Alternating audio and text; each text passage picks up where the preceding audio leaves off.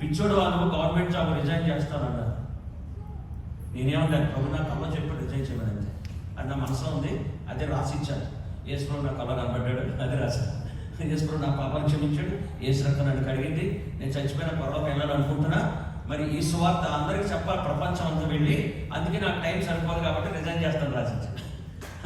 అందరూ కూడా దాన్ని చదివారు, అందరూ చదివారు. అది ఎన్ని ఆఫీసులు తిరిగి నా లెటర్ అది కావాలని రాసిచ్చాను, అండర్లైన్ కూడా చేశాను. యేసు రక్తం ప్రతి పాప నుంచి కడుగు నుంచి రాసిచ్చాను.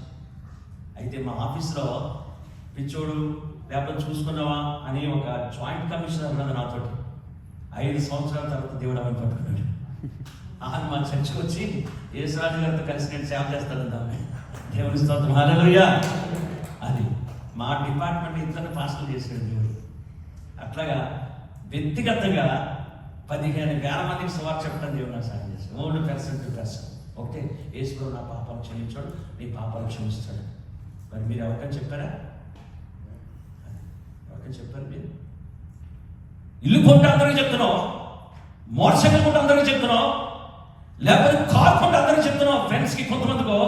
వీటన్నిటికంటే గ్రేట్ థింగ్ ఏంటంటే యేసయ్య నా పాపమును క్షమించాడు. ఒకప్పుడు నా జీవితం లేదు, యేసు రక్తము నన్ను కడిగింది, ప్రభు నాలోకి వచ్చాడు, నా పాపం గతించాడని సంఘంలో నిలబడి ఎప్పుడైనా చెప్పావు నువ్వు?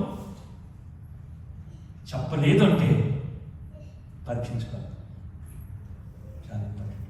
లేకపోతే మోసంలో ఉంటాడు, ఇది చెప్పగలరు, లేకపోతే మోసంలో ఉంటాడు. అన్నిటి గ్రేట్ థింగ్.